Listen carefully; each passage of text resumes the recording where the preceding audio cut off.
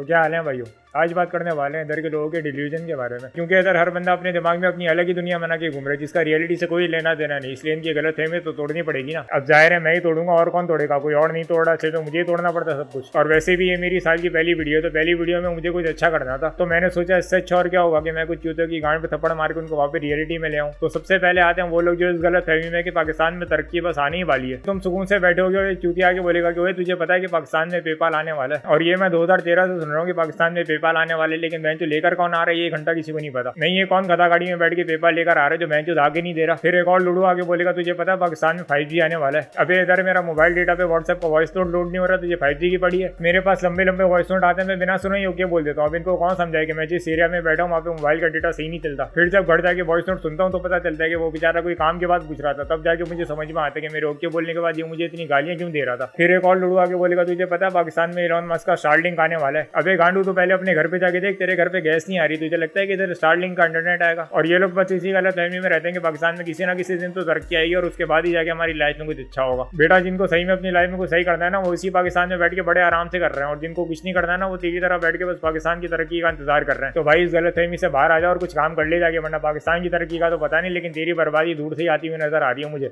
और फिर आते हैं सस्ते चपाटर बाइक राइडर जो चूतियों की तरह भर्रे मारते हुए और कटिंगे मारते हुए जा रहे होते हैं। तुम सुकून से सिग्नल पे खड़े हो गए और एक दौड़ू भैं भैं करते हुए आएगा पीछे से, और तुम्हारे साथ साथ जितने भी लोग होते हैं आसपास, उन सबकी मुंडी घूमती है उसकी तरफ उसको गालियां देने के लिए। और वो बेचारा इस गलत फहमी में कि लोग उससे इंप्रेस हो रहे हैं इसलिए उसकी तरफ देख रहे हैं। और ये बात सिर्फ 70 वालों के लिए नहीं, बल्कि जो भी जिस भी बाइक या गाड़ी में शोर करता हुआ जा रहा होता है, आसपास वाले सब लोग उसकी तरफ देख के सिर्फ गालियां ही दे रहे होते हैं। और ये चूतिया अलग ही डिल्यूजन में कि लोग इनसे इंप्रेस होते हैं इसलिए इनकी तरफ देख रहे हैं। एक बार मैं करीम में कहीं जा रहा था और जो ड्राइवर थे वो शरीफ से कोई चचा थे, और उनकी शक्ल देख के लग रहा था कि इन्होंने कभी अपनी जिंदगी में किसी को गाली नहीं दी होगी। लेकिन फिर एक चपाटर राइडर भर भर करके कट मार के गया और उस चचा ने ऐसी गंदी गंदी गालियां देना शुरू की ना उसको कि साइड में बैठा हुआ मैं भी शर्मा गया। और 70 वाले चपाटर तो अलग ही लेवल पे, इतनी सर्दी में भी शलवारें पहन के कटिंगे मारते हुए जा रहे होते हैं, खुद आगे होते हैं, इनकी शलवार पीछे जा रही होती है। अब ठंड में अगर गलती से हवा अंदर चली गई ना, साले लुल्लियां कर देगी, तेरी गांडू बंद कर दे, ये मेलो वाली हरकत है। अब ऐसा नहीं है कि मुझे इनकी फिक्र हो रही है, मैं तो चाहता हूँ कि इनकी गांड रख रहे और रोड की पप्पियां करेंगे। मैं बस ये चाहता हूँ कि इनको सच पता चले कि आसपास वाले लोग इनके बारे में क्या सोचते हैं। और मुझे पता है कि तुम कभी ना कभी तो ऐसे चपाटर राइडर के साथ बैठे होगे, तो उसको ये वीडियो लाजमी शेयर कर देना।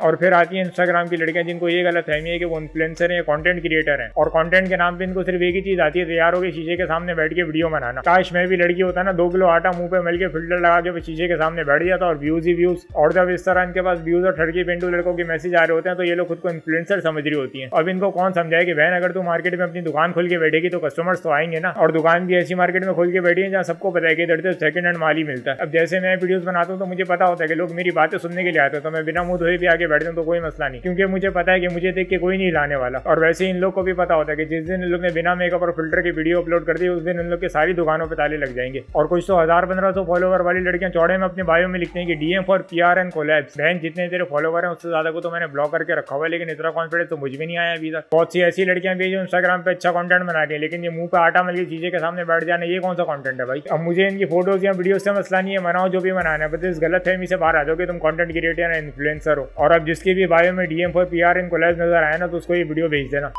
और फिर आते हैं निब्बा निब्बी जिनको ये गलत फहमी है कि उनका रिलेशनशिप सबसे अलग है और इनका निब्बा या निब्बी बाकी सबसे अलग है। हाँ बहुत अलग है भाई, चलते पंखे में अपना हाथ दे देते हैं, जून जुलाई में अंडे देते हैं, किसी और प्लेनेट के एलियन से अपनी गांड मरवा के आए, बहुत अलग है भाई ये लोग। अब मैं पता नहीं कितने निब्बा जिब्बों की कहानियां सुन चुका हूँ, सबकी स्टोरी सेम ही हो रही है और इन सबको ऐसे लगता है कि हमारी स्टोरी सबसे अलग है। अब लोग मुझसे पूछते हैं कि भाई तू निब्बा जिब्बों की इतनी क्यों मारता है, तो मैं क्या करूँ, जिस प्लेटफॉर्म में मेरे सबसे ज्यादा व्यूज आते हैं वो है इंस्टाग्राम, और सबसे ज्यादा सस्ते निब्बा जिब्बी तुम्हें इंस्टाग्राम पे मिलेंगे, तो ना चाहते हुए भी मेरा इनसे पाला पड़ ही जाता है। और इन लोग ने पता नहीं शायद मुझे अपना थेरेपिस्ट समझ लिया, मुझे रैंडम जाके अपनी कहानियां सुना रहे होते हैं। अब मुझे कहानियां सुनने में मसला नहीं है, बल्कि मुझे तो पसंद है कहानियां सुनना, लेकिन अपनी कहानी में कुछ नया तो लाओ ताकि मुझे भी मजा है सुनने में। अगर कोई ऐसी स्टोरी हो जिसमें तुम्हारी निब्बी ब्रेकअप के बाद डकैत बन गई और रोडों पे जाके मोबाइल छीनती फिर रही हो, या तुम्हारा निब्बा ब्रेकअप के बाद अपनी गाँव की जमीनें बेच के चांद पे चला गया, कोई ऐसी कहानी हो तो सुनने में मजा भी है। लेकिन नहीं, इनके बाद बस यही स्टोरी होती है कि शुरू में तो सब अच्छा था, उसके बाद उसका दिल भर गया और वो चीट करके किसी और के पास चला गया, तो मैं क्या करूँ इस इन्फॉर्मेशन का, पहले मुझे तो बताओ। तो ये जितने भी निब्बा निब्बी हैं खुद को स्पेशल समझना बंद कर दो। अगर तुम भी हरकतें करते हो ना तो तुम भी इन्हीं चूतियों की लिस्ट में आते हो। तो ये निब्बा निब्बी वाली हरकतें छोड़ो और अपनी लाइफ में कुछ ऐसा करो कि जब तुम अपनी लाइफ की स्टोरी किसी को सुनाओ तो सुनने वाले को भी मजा आए, वो तुम्हें चूतिया ना समझे।